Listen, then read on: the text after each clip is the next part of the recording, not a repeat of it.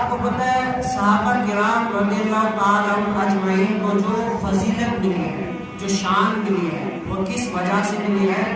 کسی عمل کی وجہ سے نہیں ملی ہے۔ صحابہ کرام کو جو اتنی ساری فضیلتیں ملی ہیں، اللہ تعالیٰ نے ان کو اتنا نوازا ہے، وہ صحابہ کرام رضی اللہ تعالیٰ کو کسی عمل کی وجہ سے نہیں ملا کہ انہوں نے اتنی نمازیں پڑھی ہے اسی لیے ان کی شان بلند ہے، یا اتنے انہوں نے تہجد پڑھے یا اتنے انہوں نے جہاد کیے ہیں یا اتنا انہوں نے خیرات کیے اسی لیے ان کی جو ہے نا یہ شان بلند ہے۔ نہیں، ان کی جو اتنی شان بلند ہے وہ غوث اعظم سے بھی افضل، پیر مہر علی شاہ صاحب سے بھی افضل، ہر اولیاء سے صحابہ کرام۔ تو آخر کیسے پتہ چلے گا کہ ان کو ایسی شان آخر کس عمل کی وجہ سے ملی؟ تو اگر آپ پڑھیں گے تو صحابہ کرام رضی اللہ عنہ کو جو یہ شان ملی ہے کسی عمل کی وجہ سے نہیں ملی، یہ شان صحابہ کرام رضی اللہ عنہ کو ملی ہے یہ حضور علیہ السلام کی صحبت کی وجہ سے ملی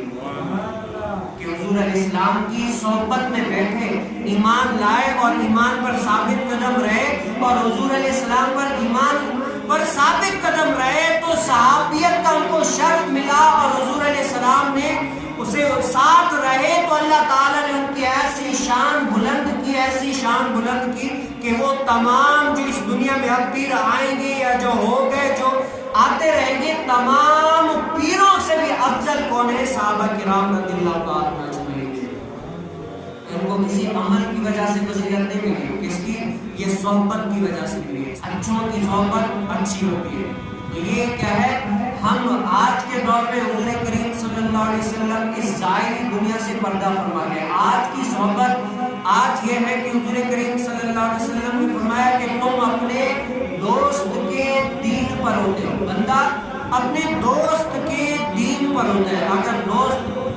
نیک نمازی ہوگا، تہجد گزار ہوگا، اللہ تعالیٰ کی عبادت کرتا ہوگا، یا اللہ تعالیٰ کا اس کے دل میں خوف ہوتا ہوگا، تو جو اس کا دوست ہوگا نا وہ بھی ایسا ہی ہوگا، وہ بھی نمازی ہوگا، پرہیزگار ہوگا، اللہ تعالیٰ کی اطاعت والے کام کرے گا، اللہ تعالیٰ سے ڈرے گا، نماز پڑھے گا، ہر وقت اللہ تعالیٰ کی اطاعت میں اپنی زندگی بسر کرے گا۔ اور اگر دوست ایسا ہوگا کہ نہ خود نماز پڑھے، نہ اللہ تعالیٰ کی عبادت میں کوئی دلچسپی ہو، نہ کوئی اللہ تعالیٰ کی رضا والے کام میں وہ ہو، تو جو اس کے ساتھ رہنے والا ہوگا نا تو اس کو بھی یہی لگے گا کہ میں بھی ایسا ہو جاؤں، وہ بھی ایسا ہی ہوگا، اگرچہ نمازی ہو لیکن اگر اس کے ساتھ رہے گا تو وہ بھی خراب ہو جائے گا۔ تو ہمیں آج دیکھنا چاہیے کہ ہم کن کے ساتھ اپنی زندگی بسر کریں۔ آج لوگ علماء کے ساتھ اکثر طور پر کم ہوتے ہیں، کیوں؟ علماء کے ساتھ دنیا بھی کسی کا ظاہری طور پر اگر ہوتا ہو تو اللہ ماشاءاللہ پتہ نہیں ہے، لیکن علماء کے ساتھ جو بندہ رہتا ہے اس کا دنیاوی لحاظ سے فائدہ کم اور آخرت کے لحاظ سے فائدہ ہی فائدہ ہے۔ کیوں؟ اگر کوئی بندہ عالم کے پاس بیٹھے گا تو عالم کیا اس کو نصیحت کرے گا، اللہ تعالیٰ کی اطاعت والے کام بتائے گا، اللہ تعالیٰ کی رضا والے کام بتائے گا کہ یہ کام کرو، یہ اللہ تعالیٰ کی رضا والے کام ہے۔ تو ظاہری طور پر تو اس کو دنیا کے لحاظ سے دیکھا جائے کچھ فائدہ نہیں حاصل ہو رہا، لیکن قیامت کے دن اس کو پتہ چلے گا کہ جو اس نے مجھے نصیحت کی، وصیت کی، دین کی باتیں بتائی وہ میرے لیے سونے جواہرات ہیروں سے بھی افضل ہے۔ علماء کرام کی نصیحت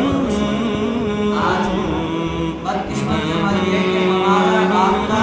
آج ہماری موبائل میں ڈاکٹر کا بھی نمبر ہوگا، وکیل کا بھی نمبر ہوگا، جج کا بھی نمبر ہوگا، پروفیسر کا بھی نمبر ہوگا، لیکن نہیں ہوگا نا الا ماشاءاللہ اگر نہیں ہوگا تو کسی علماء کا نمبر بھی ہوگا کہ اگر دین کا مسئلہ کوئی پوچھنا ہے تو علماء سے پوچھیں، یا علماء کی بارگاہ میں حاضر ہو کر پوچھیں۔ جیسے اپنا کوئی کام دنیا کے لحاظ سے پھنسے تو ہم کس طرح جلدی کر کے اس کو نکال لیتے ہیں کہ یار یہ کام جلدی سے نکال کرتے ہیں، لیکن دین کے لحاظ سے کتنے سارے ایسے مسائل ہیں کہ ہم پر سیکھنا فرض واجب ہو گیا لیکن آج تک ہم نے نہیں سیکھا۔ اس کی وجہ کیا ہے کہ ہم نے کبھی بھی علماء کی طرف رجوع نہیں کیا، ہم نے علماء کی طرف کبھی رجوع نہیں کیا، سوچا ہی